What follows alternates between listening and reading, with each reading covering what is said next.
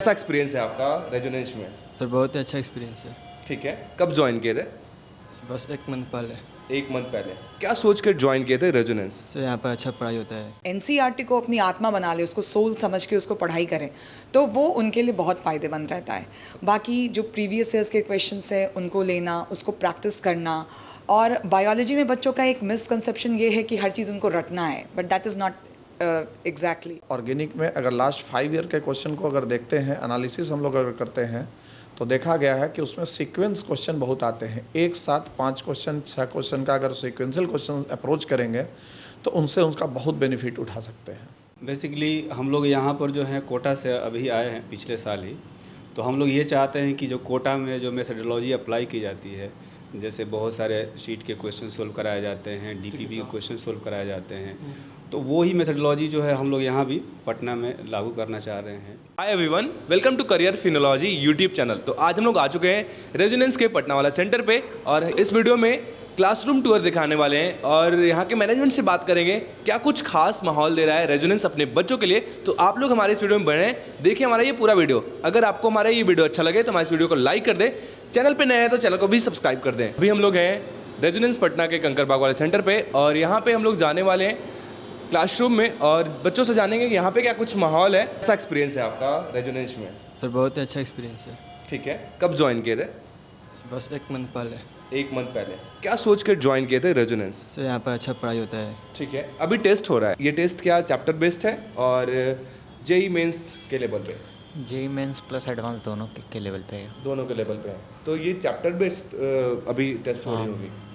ठीक है, chapter based. तो आपका कैसा एक्सपीरियंस है भाई रेजोनेंस में?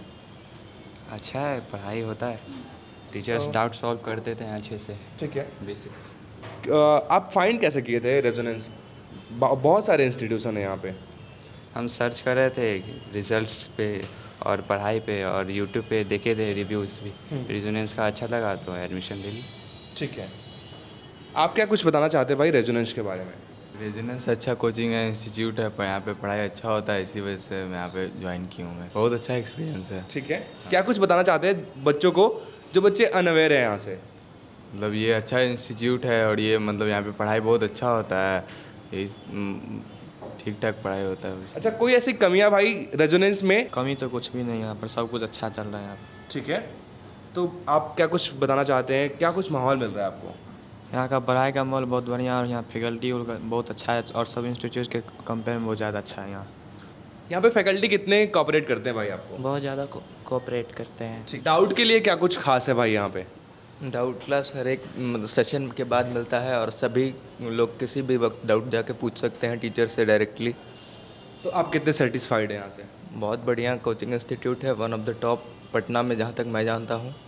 और बाकी यहाँ पे फैसिलिटीज़ और जो भी फैकल्टीज़ हैं बहुत ही बेहतरीन है। एक तरह से मैं one of the top Kota institute से कंपेयर करता हूँ तो ये मैं बेहतर पाता हूँ। जिस सोच के साथ आप ज्वाइन किए हो क्या फुलफिल हो रहा है? यस सर, क्या कुछ खास है?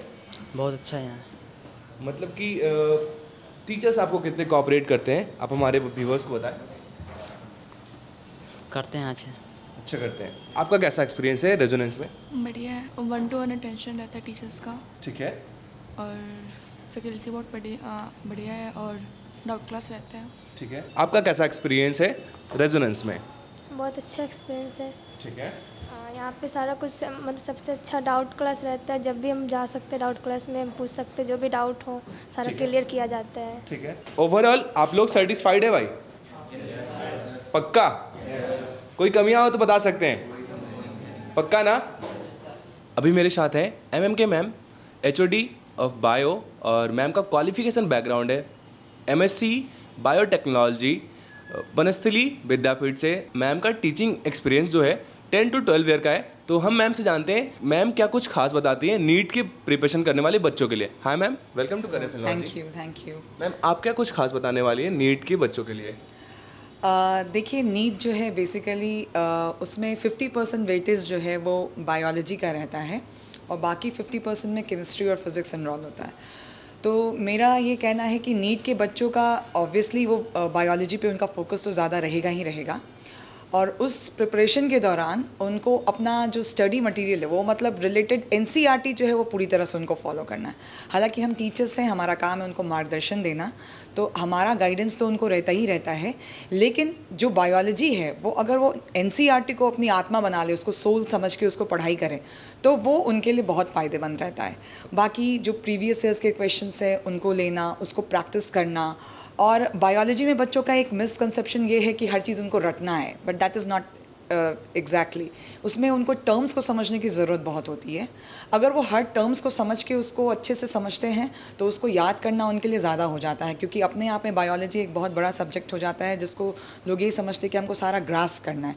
अगर हम टर्म्स को पकड़ पकड़ के चलेंगे और उनको समझेंगे तो बच्चों के लिए बायोलॉजी बहुत आसान हो जाती है। तो मेरा यही कहने का उनका सबसे बड़ा यही रहेगा सलाह उनको कि वो एनसीईआरटी को अपने को स्टिक होकर के उसको प्रिपरेशन करें और ऑनेस्टी के साथ रेगुलर अपनी स्टडी करें। ये बहुत इंपॉर्टेंट हो जाता है किसी भी नीट एस्पिरेंट्स के लिए। अभी मैं आ चुका हूँ NKR सर के पास, और सर यहाँ पे HOD chemistry and academic head है। और सर का मैं क्वालिफिकेशन बैकग्राउंड बता दूँ तो सर MSc IIT रुड़की से पास आउट है, और सर का टीचिंग एक्सपीरियंस भी काफ़ी ज़्यादा है। तो हम सर से जानते हैं सर क्या कुछ खास बताते हैं बच्चों के बारे में। तो hi sir, welcome to Career Finology. Thank you sir, बच्चों के लिए क्या कुछ खास? ऐसे मैं केमिस्ट्री पॉइंट ऑफ व्यू से अगर बताऊं तो सबसे अधिक केमिस्ट्री का ही स्कोरिंग सब्जेक्ट माना जाता है। बच्चे इसी के द्वारा रैंक डिसाइड होते हैं। ये एक तरह से कहा जाए तो रैंक डिसाइडिंग फैक्टर केमिस्ट्री ही काम करता है। आसान बातों में कहें तो केमिस्ट्री को 3 पार्ट में हम लोग पढ़ते हैं: organic chemistry, inorganic chemistry and physical chemistry.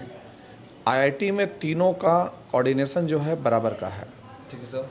जिसमें सबसे इजी वे में जो सोल्व करते हैं बच्चे, जिसको याद करने का कैपेसिटी है, वो है इनऑर्गेनिक का। थोड़ा मैकेनिज्म का अप्रोच जो जानते हैं वो ऑर्गेनिक से सोल्व करते हैं क्वेश्चन। और फिजिकल तो स्कोरिंग बच्चों का होता ही होता है, वो हमेशा सबसे ज़्यादा स्कोर उसमें भी करते हैं जिसके बच्चे में थोड़ा सा भी मैथमेटिकल अप्रोच ज़्यादा हो। सर, तो केमिस्ट्री ऐसा सब्जेक्ट माना गया है कि लाइक अगर ऑर्गेनिक में बच्चे थोड़ा सा भी ध्यान न दे तो फिर उनको लास्ट में समझ में नहीं आता है। उन बच्चों को सर आप क्या कुछ बताना चाहते हैं, कैसे वो प्रिपरेशन करें?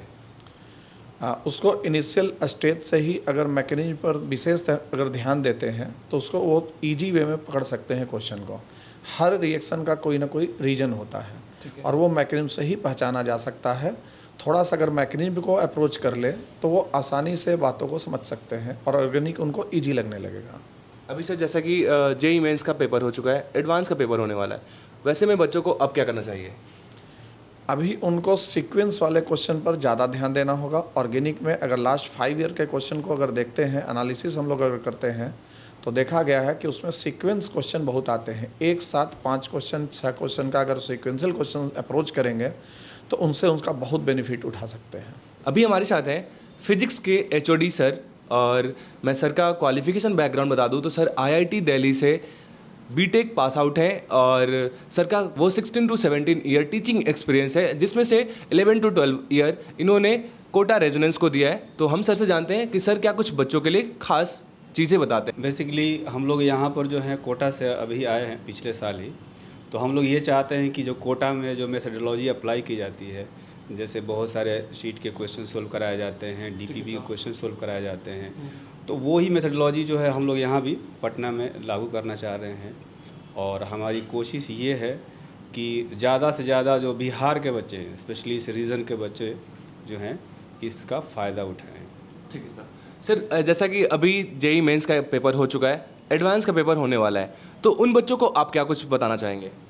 हाँ, दोनों का जो प्रिपरेशन होता है JEE मेंस का और एडवांस का, उसमें थोड़ा सा फ़र्क ये होता है कि मेंस में ज़्यादातर सीन क्वेश्चंस आते हैं, जो क्वेश्चन हम कभी न कभी क्लास में पढ़े होते हैं या बुक से सोल्व किए होते हैं, है ना। जबकि एडवांस में थोड़े ट्विस्टेड क्वेश्चंस आते हैं, उसके लिए इन डेप्थ हमें कॉन्सेप्ट पढ़ने की जो बहुत ज़रूरत होती है। स्पेशली फ़िज़िक्स जो है पूरा कॉन्सेप्ट बेस्ड होता है, तो उसमें बच्चों को ये करना चाहिए कि जितना अच्छा तरह से कॉन्सेप्ट पर फोकस करें, कॉन्सेप्ट बढ़िया से आता हो, तभी जो है एडवांस के क्वेश्चंस हम सोल्व कर पाएंगे।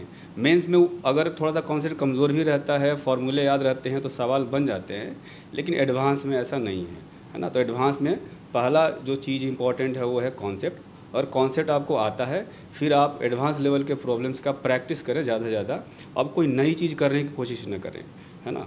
मतलब जो आपने पढ़ लिया है उसी को स्ट्रॉन्ग करने की कोशिश करें, उसमें जितना ज़्यादा आप डेप्थ में घुसेंगे, जितना ज़्यादा कठिन सवाल करने की कोशिश करेंगे, वो आपको एडवांस में फ़ायदा देगा। सर PYQ कितना हेल्प करता है बच्चों को?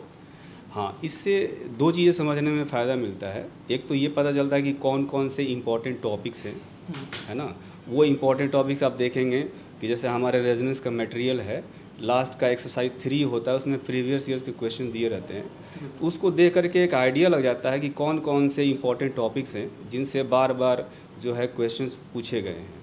तो एक तो ये पता चलता है कि इम्पोर्टेंट टॉपिक्स कौन से हैं, और दूसरा जो है क्वेश्चन का लेवल पता चलता है उससे, है ना। तो जिस लेवल के क्वेश्चन आप देखें कि एक्सरसाइज 3 में हैं, उसी लेवल के क्वेश्चंस को आप ज़्यादा से ज़्यादा प्रैक्टिस करें तो एडवांस में आपको फ़ायदा होगा। Okay sir, thank you.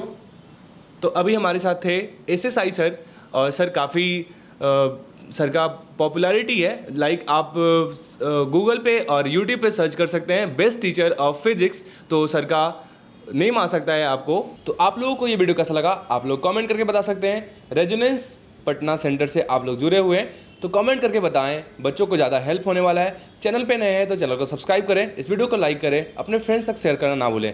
Thanks for watching Career Finology.